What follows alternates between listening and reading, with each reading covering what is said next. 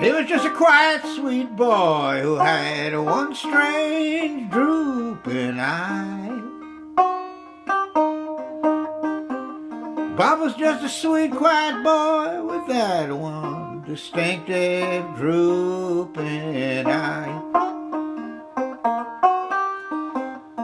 who had been born on a plantation underneath that Mississippi sky.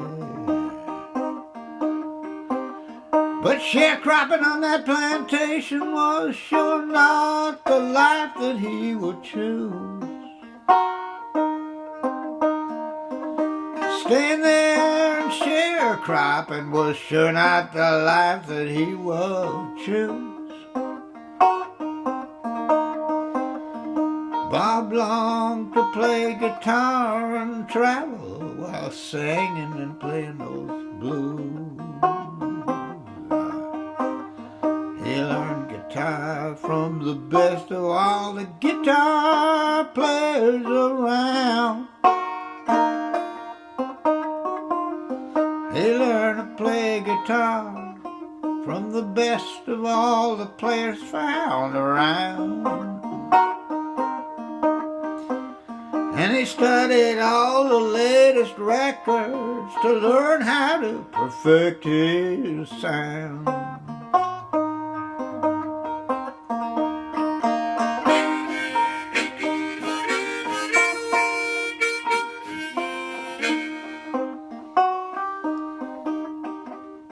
He went each night to some old boneyard where he could practice there in peace.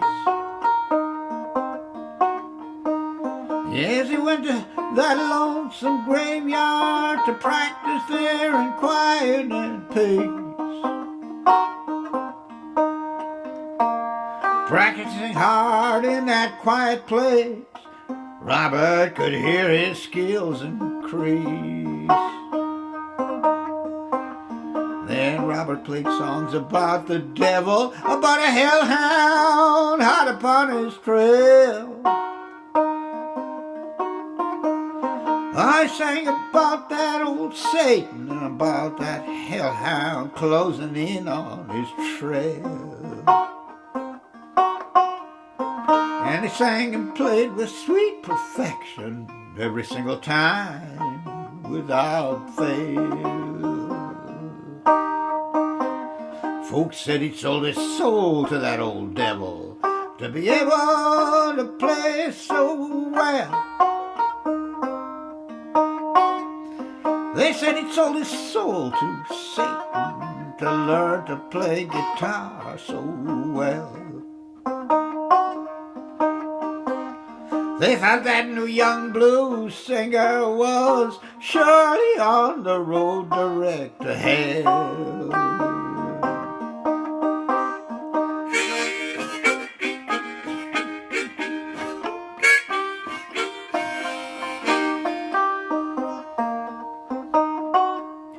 Then Mr. Johnson made some records, got paid $5 a song.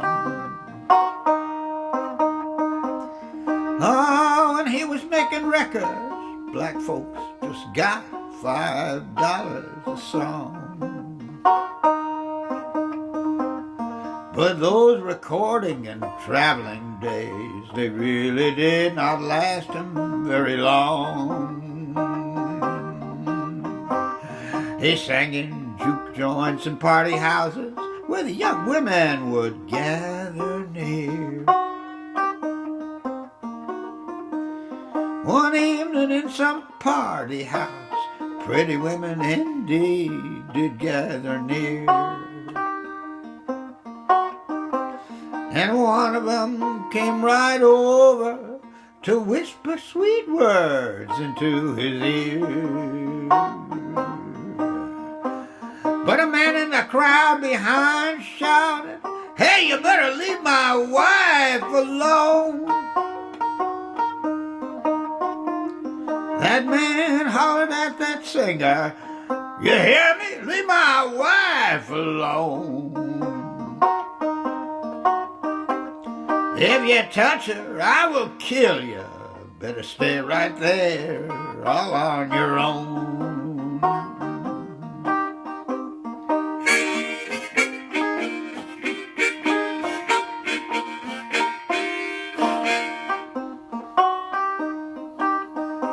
Now Mr. Johnson was drinking moonshine that folks were leaving for him on the floor.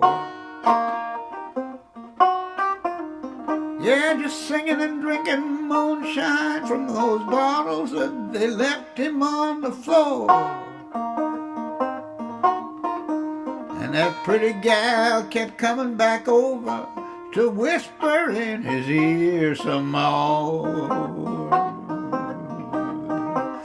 Well, he sang and kept on drinking whiskey, and soon he was feeling oh so fine.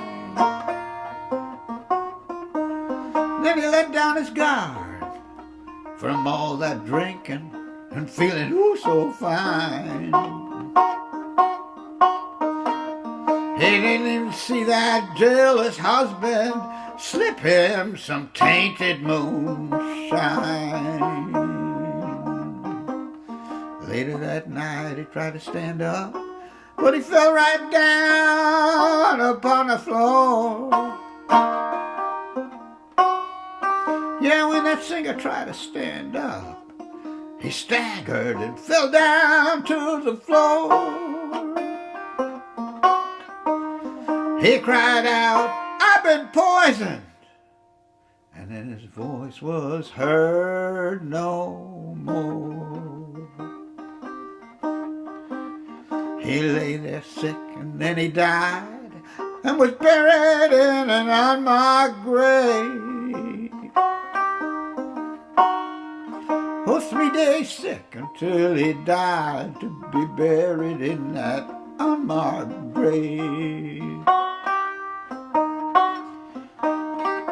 Gone and almost forgotten, just a few folks had memories of him to save.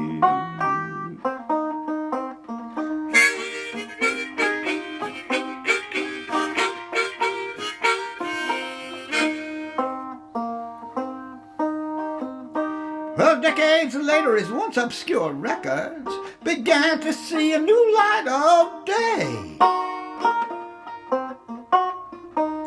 Decades later, those unknown records began at last to see the light of day. New generations discovered his music. His records, they just blew people away. Our record companies and other vultures saw big money that they could grab there. Oh, they scooped up those millions of dollars that they found just laying there. No one gave a damn about his poor sisters getting any of their fair share. Not knowing Robert had become famous, they were swindled out of all their rights. They didn't know what was happening when white strangers came and claimed those rights. The rest of their lives they battled for a fair share in never-ending legal fights. Now, justice, if it exists, crawls like a turtle, it does not hop quick like a hare. It was ages till one lone last nephew finally got a share that was somewhat fair. But it was too late for those two poor sisters. Death had stolen their fair share.